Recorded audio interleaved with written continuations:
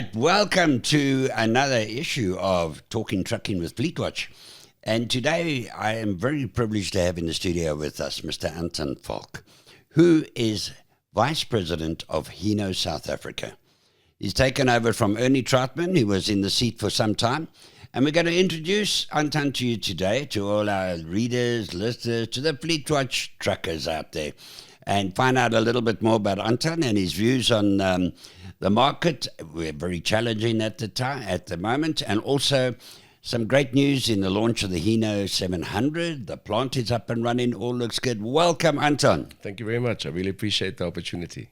Wonderful. Anton, you are heading Hino, either known as Hino Trucks or Hino South Africa, but let's call it Hino South Africa. Hino That's South the Africa. official way. Yeah.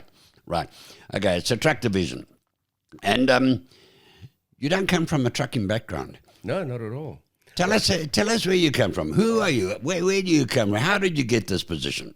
So I was very privileged to start in 1987 at Toyota South Africa as a so-called graduate trainee. By the way, just before that, I did get some trucking background. I used to ride buses and trucks to pay for my education. Really? So, you were a truck driver and a bus driver? Yeah. I had a So lot you of fun. funded yourself through... Yeah, one of the adventures I'll never forget was to drive those future bus bodies from Pretoria to Cape Town. Helmet, leather jacket. Sitting on a plastic chair Sitting up on a front. plastic chair with the feet wind. dangling.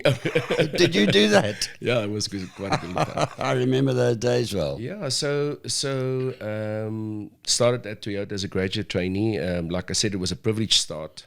We still run that program today, and we have very, very good results in terms of talent development. So my first proper job after that 2-year stint that the GT program involves was a district sales manager, of course on the Toyota side, and then I grew from there to regional sales. Then I had the privilege, you might remember him, Francois Loupscher. Very well. He then took a chance on me and brought me into the marketing communications side, where I did promotions and advertising. He was always an absolute gentleman, wasn't Fantastic. he? He had an air about him of just being this dignified gentleman. And to this day, Really? and Yeah. such an eye for detail. He was absolutely amazing. I learned a lot from him. Okay. And then I had to remind them that that's not where I wanted to finish off my career, and I was pulled out into operations again, where I had a very interesting job to build or rebuild, I should rather say, our fleet sales department. That was an interesting time because the Competitions Act was coming in. And back in those days, there was still a lot of price maintenance going on, and we had to go and fix all of that and write new policies and rebuild the department to work according to the new legislative frameworks. I remember Samcor at that stage was in a big price war, messing up the market with ridiculous prices, if I recall. Quite indeed. Was yes, that time? Yeah. That Jim Miller was it? That would have been 97, 98. Yeah. 97, 98, thereabouts. After that, I went into regional management, where there was a little bit of trucking, because we in those days were organized in geographic regions, and whatever happened in those regions, you had to take responsibility for, and that included trucks. But of course, we had experts looking at that in the regions as well, I must add. And then after a couple of years in the Cape doing regional management, I was called up to Joburg, where I started as GM of vehicle sales, and then very quickly started rotating to field operations, which is our dealer network, Automark, which is our used car outlets, and franchise. And You headed Automark. indeed, yeah, That's right, yeah. It was quite an interesting time for us. We decided that we wanted to turn Automark from something which was essentially the dealer's business into a business that becomes part of our total sales effort. So we had to purpose it and transform it in order to make sure that it works properly for us. And we put it on a new direction, which I hope will one day reap good rewards for us. Okay. And then I had to head up Tala as well. That's our academy. Training academy? Indeed, Toyota Academy of Learning for Africa. And the job there was to turn that into a department or a faculty, if you want, that can provide credit-bearing training according to the latest legislative framework for that. Because that way you can ensure that your dealers get the necessary credits for training on their scorecards. Yes. And of course get the CETA taxes back. And that was quite an interesting exercise. I've always said that, you know, the prime look shouldn't be the CETA and the meter and the teachers, all this type of thing, but it should be the development of skills. Indeed. You know, that's what South Africa needs, and that's your but, training.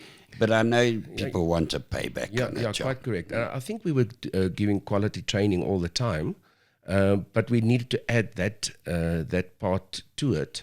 And of course, there were all kinds of interesting changes that took place at that time as well, such as the new guidelines on the independent service providers and after sales and all of those kind of things. So we had to incorporate that and accommodate that. But at the end of the day, yes, you're right. It should all work towards getting more and more quality training to the people on the ground. Yeah. Yeah. So and then I was called for Hino, and I've got a lot to learn about the trucking world. I understand how our company runs. I understand how to set up dealers and make sure that they remain viable and profitable, and customer care and product development, all those kind of items. But when it comes to the truckers, I'm still learning the language. Cool, wonderful. Well, you got the background in the company and that, and it's a very background.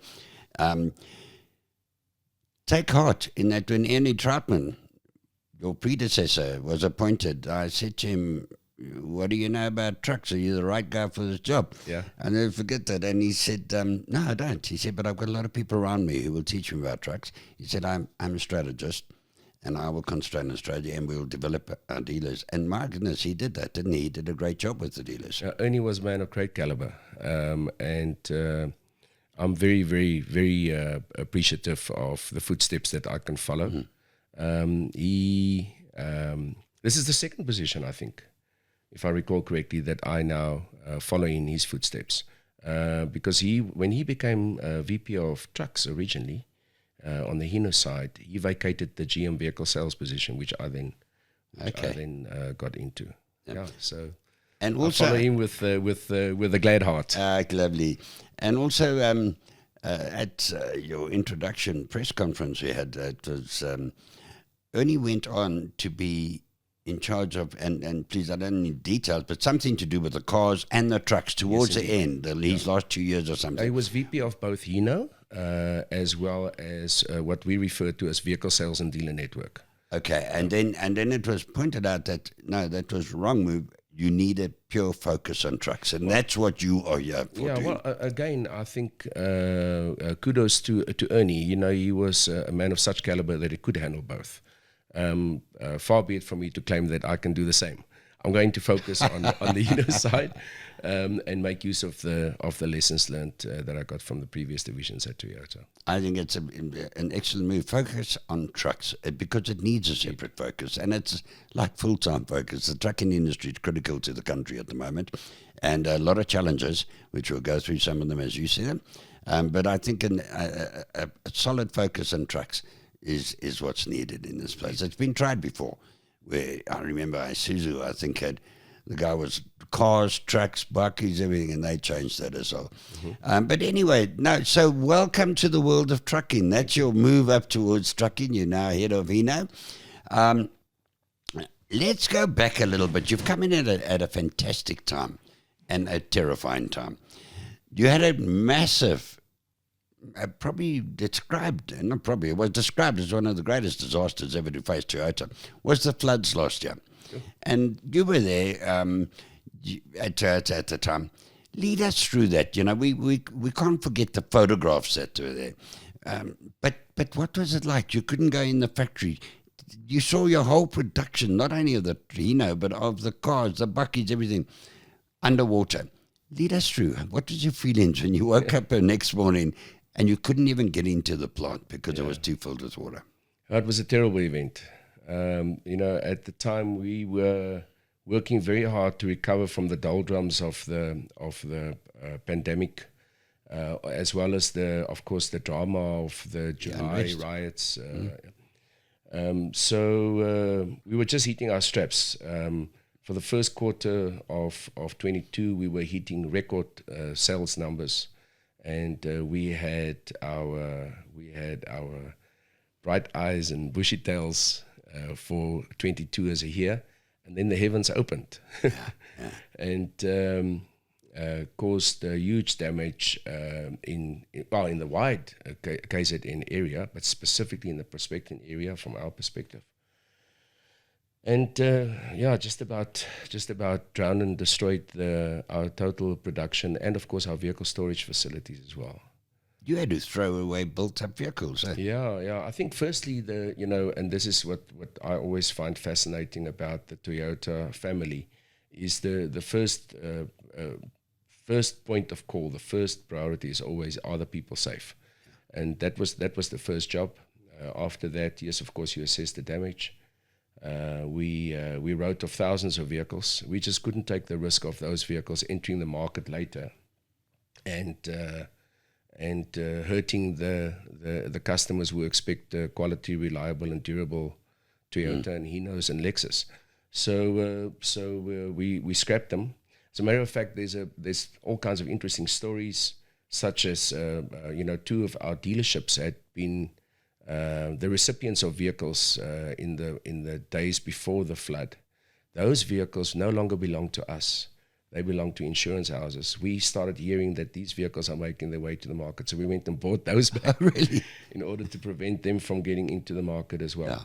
So and after that, of course, we needed to start rebuilding the plant.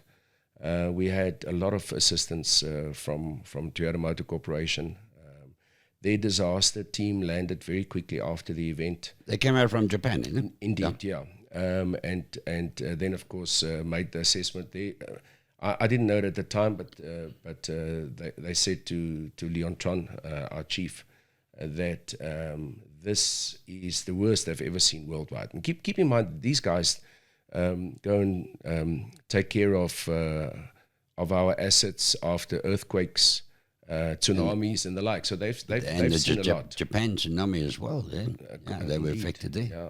So, of course, the biggest challenge was the automated robots, because those items, once we've cleaned the place, they were now waterlogged, water flooded, and you don't just go and buy those robots off the shelf. Many of them are customized solutions. So thousands of parts were ordered in order to repair them. Frankly, there's still a lot of work to make sure that they continue to work reliably all the time.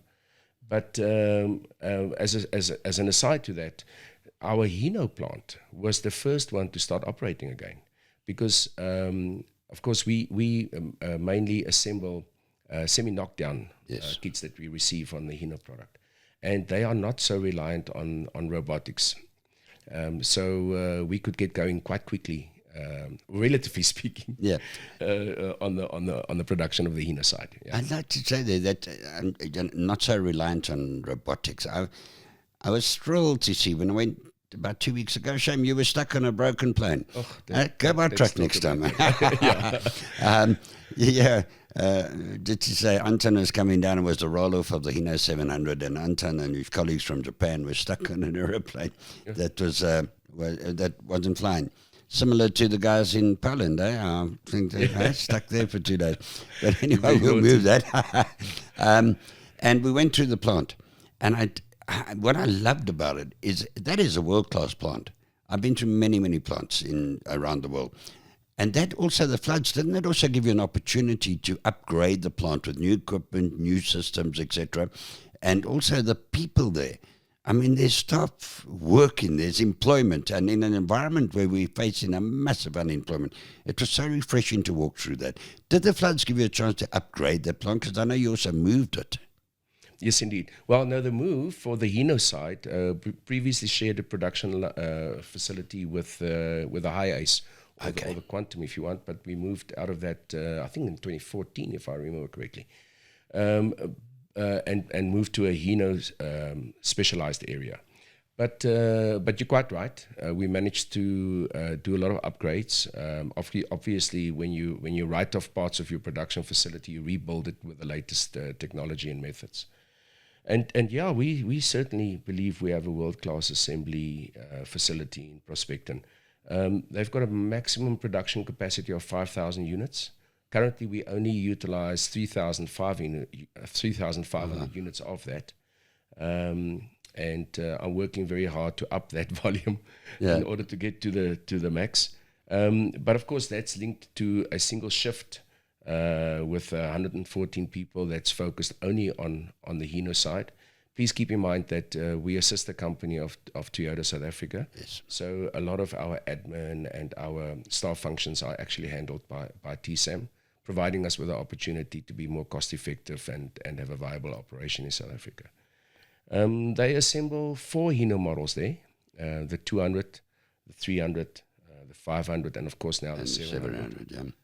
Our 700 production capacity was originally planned for 1 a year, but because we only managed to start production in May, we asked them to see if they can't up that. And from June, July, they've moved to two per day. I was going to say, well, not 1 a year, 1 a day. One a day. Did I say 1 a year? My apologies. Yeah, no problem. So now 2 a day, and we hope that the market demand will be such that we can increase that from next year onwards. Let's look at that market demand from last year, 2022. That flood set you back, but you had a tremendous recovery, and you ended up with great sales. And the market itself last year was a surprise to everybody. It really ended on a high note after COVID. We weren't expecting that high figures. I don't think anyone in the industry. And you were doing a catch-up. Hino was doing a catch-up after the floods. So you were put back there. But you managed to recover fantastically. And now you were predicting this year, I think it was 31,500 unit sales, but you've actually upped that because the first 3 months have been very good. You've upped that, I think you mentioned between 32 to 33,000 or am I right? Let's look at the market. How's it looking to you? Yeah, so if you compare the first 5 months sales of 23 with 22, the market's up I think it's 11 odd percent. Okay. The majority of that is in the extra heavy side. Where it's 21%. That's a huge number. It's a significant growth. We only grew about 6% compared to our sales last year. We're happy with that because the 2, 3, and the 500 series are doing as well. But of course, we had the gap with the 700 during the first 5 months where the majority of the growth took place. So now we're back and we can start playing in that game. And you're quite right. Our forecast for the market for this year is, let's call it 33,500 to 35,000. That's it, 35. You're going up to 35,000 you're looking at. We don't have crystal balls to read it that tightly, and I'm not going to be so arrogant as to say what the exact number will be. But certainly it should be in that region depending on how operators and consumers react to the interesting challenges that we face in South Africa. Yeah, market conditions have been pretty tight out there. We're facing a scenario. You're operating in a scenario here where it's almost a dysfunctional society and dysfunctional economy, if I may put it that way. Government's not providing the services that it should be. We have a dilapidated infrastructure, destroyed infrastructure. Transnet, the railways, is not functioning anymore. They've recently formed a joint venture with business partners from the private sector, and I see Toyota Kirby's on one of those boards with the government. But we have load shedding. We have roads that are it's a mess out there. We have this low economic growth. We have political geopolitical sort of threats from all over the world. We have it's just, it doesn't seem that there's much right out there. How, and you're still predicting higher truck sales? Yeah. So is that the extra heavy market? Yes, it is booming because there's no rail, so it's everything. The commodities are reliant on things. You're now in there with the Hino. How are you predicting such great increases in such a climate as what you're facing? Well, Africa is not for sissies, as they say. It's quite true that there's many challenges that make life tricky for us. The exchange rates and of course the local inflation is eating away at the margins, and we are struggling to contain costs. Make no mistake about that. But so far we've been able to absorb the majority of the price shocks and not pass it on to the end user. But that's a constant fight. The scarcity of basic necessities such as water and electricity, it's very simple. You have to start making your own solutions. So we're investing lots of money in order to become more independent of the grid. Our Hino plant is just about completely off the grid when it comes to solar power as a replacement way of driving our machines. Of course, again, we don't have many spot welders like the Toyota side, so we don't munch too much electricity. But let's talk theft and hijacking. All of that is also creating adds to the toxic mix. Indeed, yeah, and the complexity of it, and of course the consumer expecting the manufacturer to provide solutions to that. There's no doubts about that. So we're continuously working on ways to do that. On the Hino side, one of the ways that we believe the operator and the owner can benefit is by making use of our connected car devices that we've got in it, or connected truck devices, Anton, whereby the vehicle can be monitored, the location, the status of the vehicle, etc. And that provides you with live information about where your truck is and how it's operating, independent of any tracking devices or whatever the case may be that you also might want to add.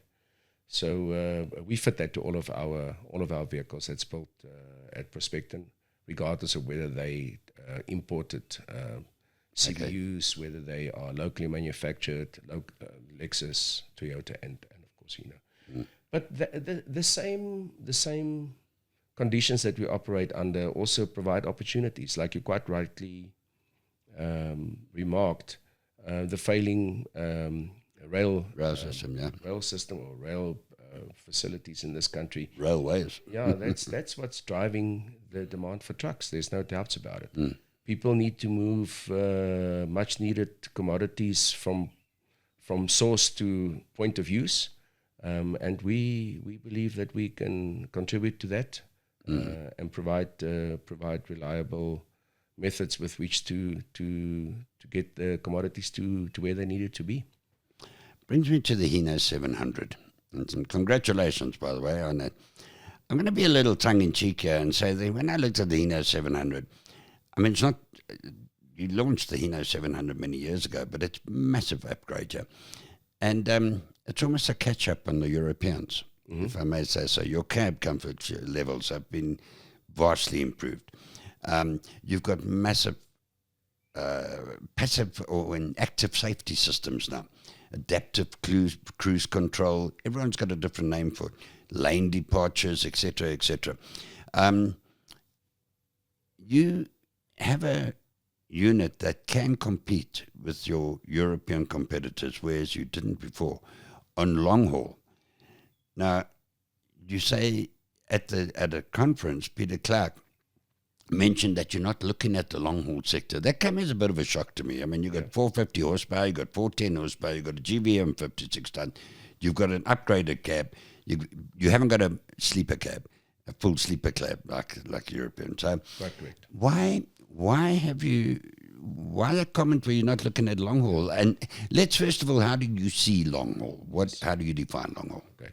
So I think firstly, with reference to the previous 700, you're quite right. This is a vastly improved 700 that we bring into the market. So much so that some of our team wanted to call it something different rather than the 700. But I don't think that would have been a smart move. The current vehicle is the result of not just global but also South African research about what was needed, what was wrong with the previous one, how could we improve on it. And I think all of the items were suitably addressed. The cab situation and the long haul one, let's firstly start with the source of our design. The 700 does service in the majority of markets where extra long haul and overnighting in the vehicle is not really required. So while we do have what we call a rest bank in the back of the behind the seats, and certainly I wouldn't mind overnighting there for a night or two, it is certainly not a home from sleeper home cab in the way that the European trucks offer. I'm not too concerned about that, however. Though, the Europeans do a wonderful job with what they are good at. Our truck can service another part of the market because, frankly, not all users of horsepower do extra long haul. So there's a lot of other applications which our truck is perfectly suited for and which we will be targeting. So that will be including construction, mining, fast-moving consumer goods, regional haul. There's every stuff that's got to be got to get to market as well. In fact, that's just to make clear, there's four basic models. You've got the tipper, you've got the freight carrier, and then there's two 6x4 truck tractors. Correct. Yes. One with 410 horsepower, the other with 450. So there are other applications. Okay, I just found it interesting the long haul because it's spec for long haul as well. But I'm going to keep on with this. You're saying your source plant, Eugene CKD, they don't have sleeper cabs like Europeans would be. So it would be a total redesign of the cab from source. Is that correct? Yeah. SKD. If we were going to go into that arena, it's SKD, not CKD, that we utilize. I mean SKD. Sorry, semi knockdown. Yeah. The size of the cabs for double sleeper application is much bigger than what we want to build.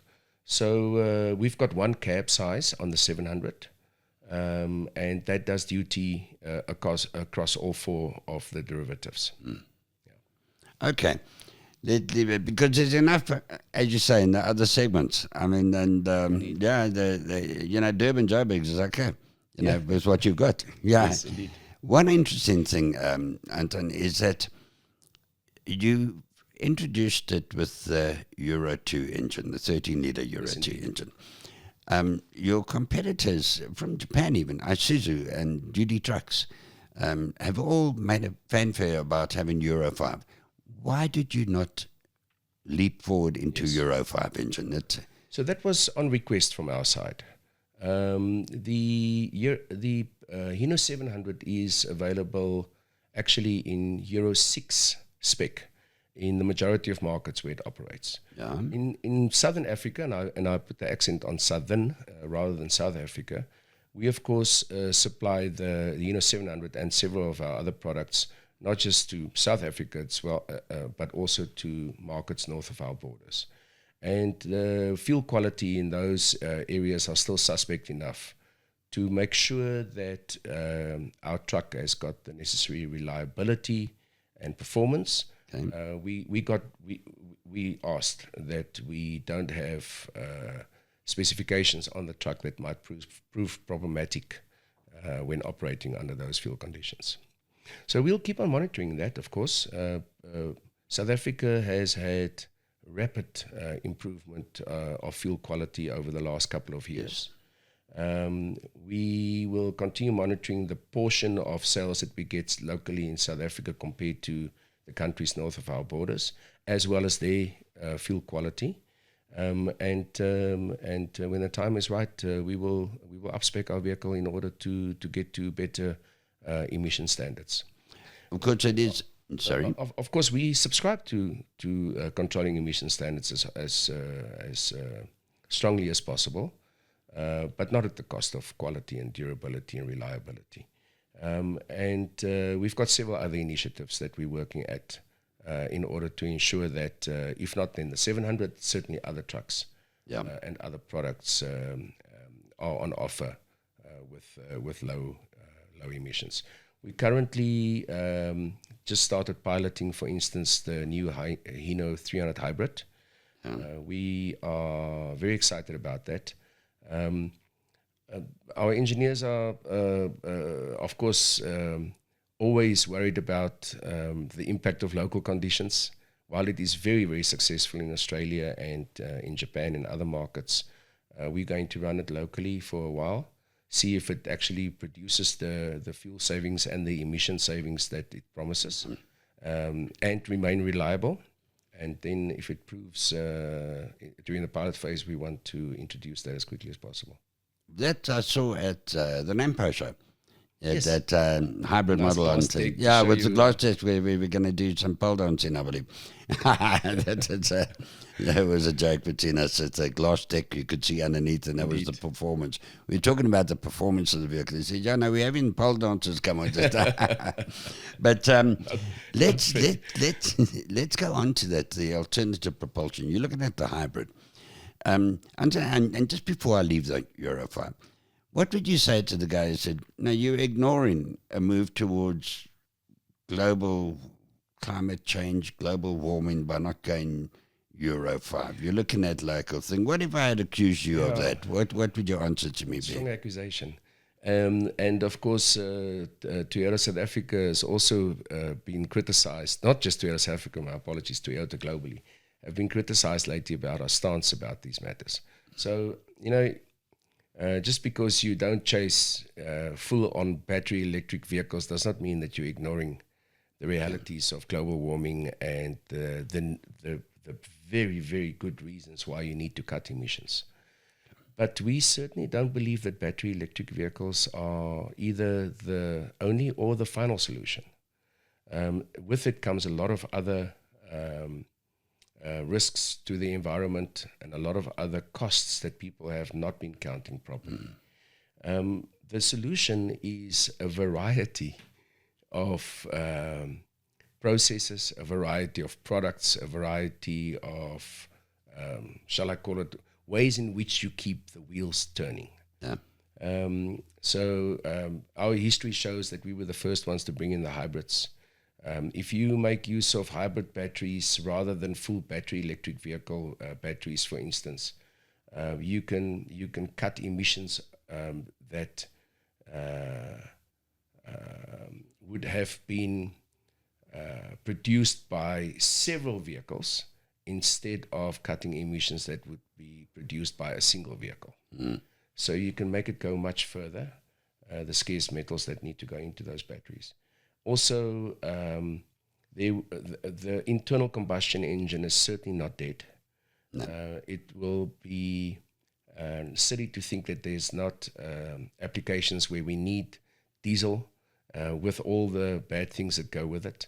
But maybe those internal combustion engines can make use of alternative fuels. And of course, we're working very hard towards that. As you know, we recently, from Toyota South Africa's side, started talking in conjunction with Cecil on the utilization of hydrogen in future. Yes. We already have hydrogen fuel cells to replace the task of batteries. And now we're also starting to look at internal combustion with hydrogen. And I think a big move which would offset criticism is that there's recently been a merger between Daimler, Yes. Hino, and Mitsubishi overseas, working on CASE. Now, CASE is it's all about environmental and alternative propulsion and all that. But Hino and Fuso are merging in a company, 50-50 company or something. You just explain to us what's happened over there. So it's a massive merger, and a memorandum of understandings and agreements have been signed, but it's all around alternative, intelligent propulsions and future. Quite correct. So it's very fresh. It was only announced at the end of May, and there's a lot to be learned here. I don't think just for us in South Africa, but frankly for the parties to the agreement as well. The objectives have been set, and the way in which they want to structure organizations has been agreed on, but there's a lot to follow. Yeah. So what we know at this stage is that it is Daimler and Toyota Motor Corporation that has agreed to create a new holding company with 25% share each. Right. And then the other 50% will be public shares that's available. So that holding company will then own Hino and Fuso. Okay. And Hino and Fuso will have to compete as two separate companies, two separate brands with separate supply chains. But the four great names that we've mentioned, Toyota, Daimler, Hino, and Fuso, will then collaborate when it comes to the development of new technologies, new products. Yeah. So, and yes, Case. I love speaking about Case. And I've been privileged to, on the Toyota side, to be strongly involved in preparing ourselves for the future on Case. Case is? So the C is for connected, whereby we connect. Where do we start? Because it's a circle. But let's start with you connect the car to the owner and driver of the vehicle. Okay. Then you, of course, make sure that that same connection and the necessary information that you require is connected with the dealer and also with the OEM. Okay, so you've got a circle of communication and connection. Circle of communication. And the A? Better understanding of the condition of your vehicle, a better productivity out of your vehicle. You know where your vehicle are, what the condition of the battery is. You can make predictive maintenance decisions. It becomes quite interesting. Cool. And this, we've only just started with that. One of my colleagues, John Thompson, always say that we are data rich now. Now we need to start making sure that we can utilize that in the best. Let's say data is the new gold, eh? Indeed. Big data. Then the A is for autonomy. We're working very hard, not just as the brands I've just mentioned, but several other players as well, even outside of the motor industry, the Googles of this world, towards creating a fully autonomous vehicle. I'm not going to comment on that so much, except to maybe just remind people that autonomy is something that's been building up in vehicles since the first vehicle that was built more than a century ago. As an example, if you move from manual to automated gearboxes, you've just automated the changing of the gears. Autonomy, yeah. Quite correct.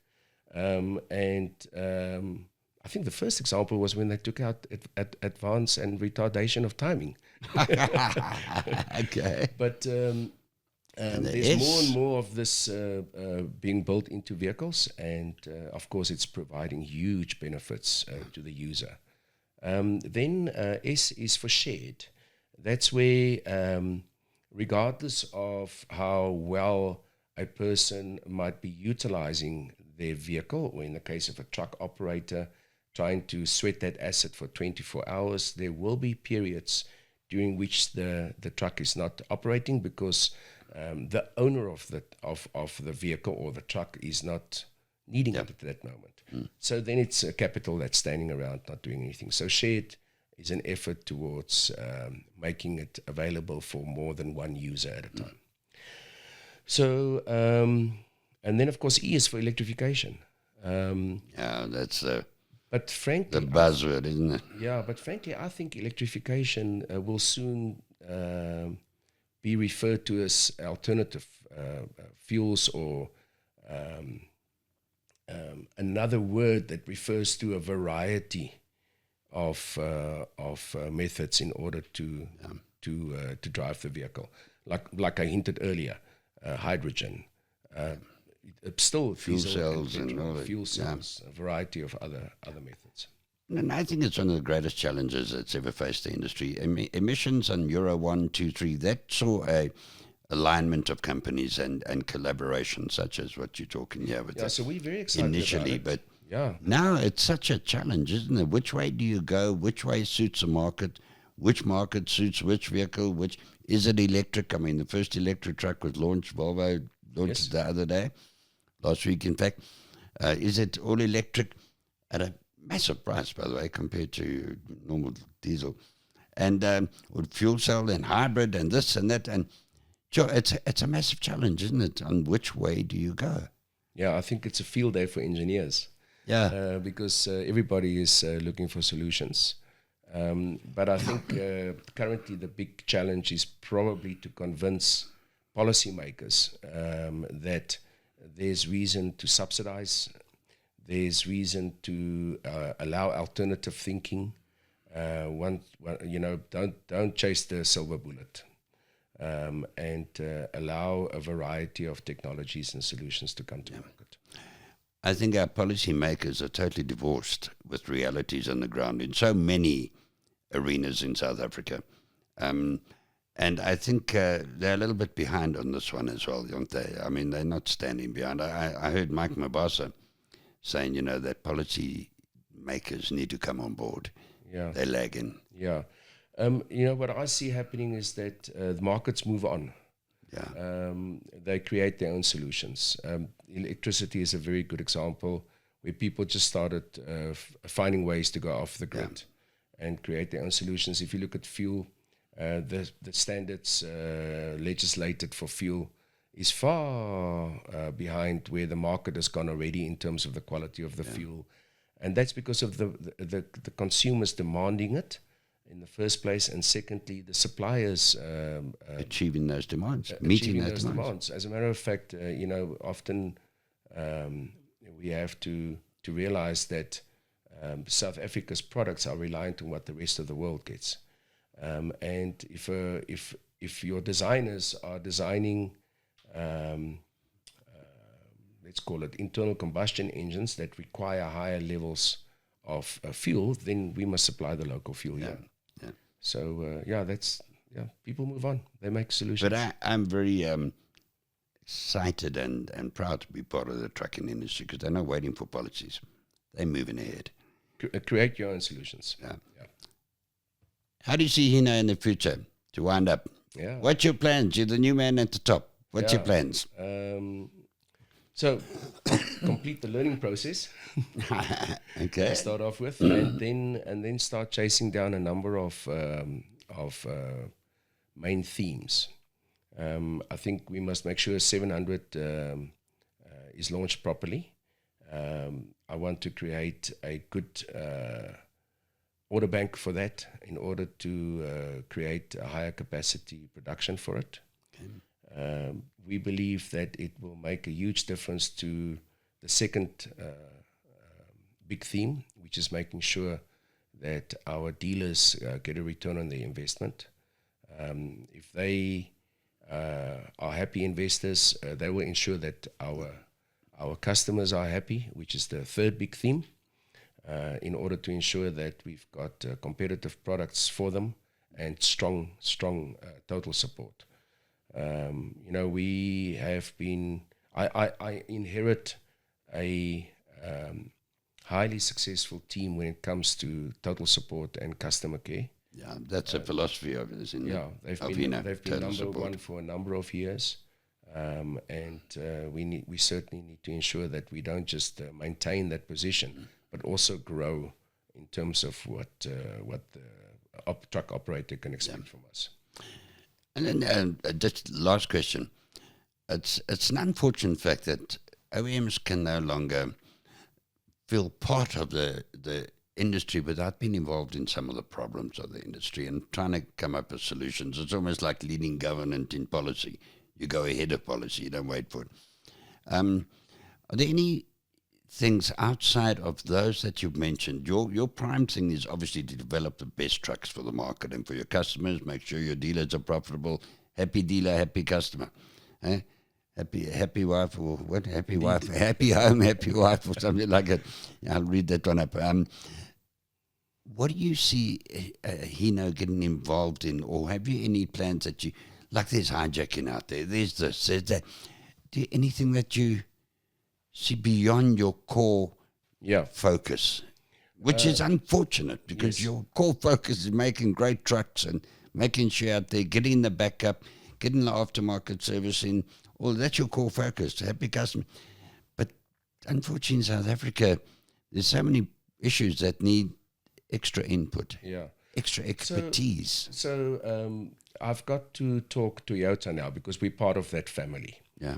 And I think we've always viewed ourselves at Toyota South Africa as a good corporate citizen of this country. You have been. So we engage, and we're always looking for solutions in which to make sure that not just our consumers and the owners of our vehicles are happy and satisfied, but that we also operate in a social environment and a cultural environment that is successful and happy and better off than without us. Yeah. So we will continue to do that. We are constantly looking at ways in which we can improve things that impact on our industry. You're quite right on the theft side. I don't want to go into too much solutions now. That's another, But together with many players in our team, we are constantly looking for better ways to make the vehicles a little bit more theft or hijack proof. Of course, those two work against one another. One often has to realize to make sure that our social programs make the necessary investments. On the Hino side specifically, my focus will be to obviously contribute to those programs, but to ensure that we continue searching better solutions on the environmental side. Okay. So I've hinted towards the hybrid side. There's a couple of other solutions that we are currently considering, I must also add this one.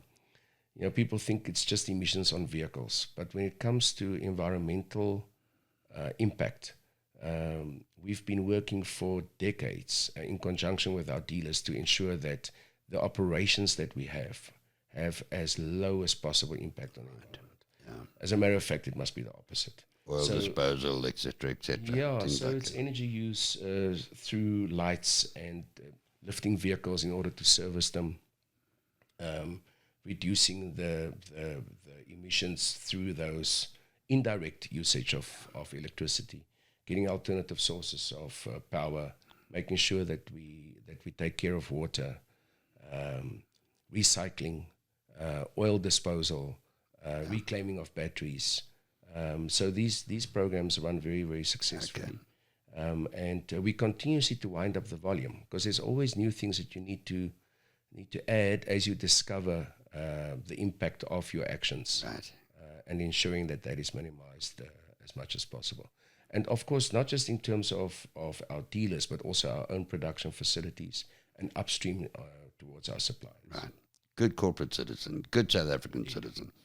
Well, Anton, I want to say thank you so much for making the time to come and talk. And I want to tell everyone out there, this man is not scared of jumping into the unknown. He's a skydiver. Okay? He's a skydiver. He puts a parachute on, goes up, jumps out of a plane with nothing wrong with it. And he jumps out of it. So he's not scared to jump into challenges, not scared to jump into the unknown, into wide open spaces, open the chute and land safely. And then with all your plans, if I may align it to skydiving, may your chute open wide and may you land safe every time with all your plans. Thank you very much. From up there, of course, you have a wider view of everything. So Anton's view as a skydiver is not limited to what he sees on the ground. You see it from above, coming down, floating down. As a skydiver, you see everything out there. I'm laboring this point, but it's actually, I just thought it was quite a nice analogy. You see the bigger picture from afar. And it takes guts as well. Yeah, a lot of noise while you're watching that picture. Anton, God bless you, and thanks so much. Thank you very much. I really appreciate it.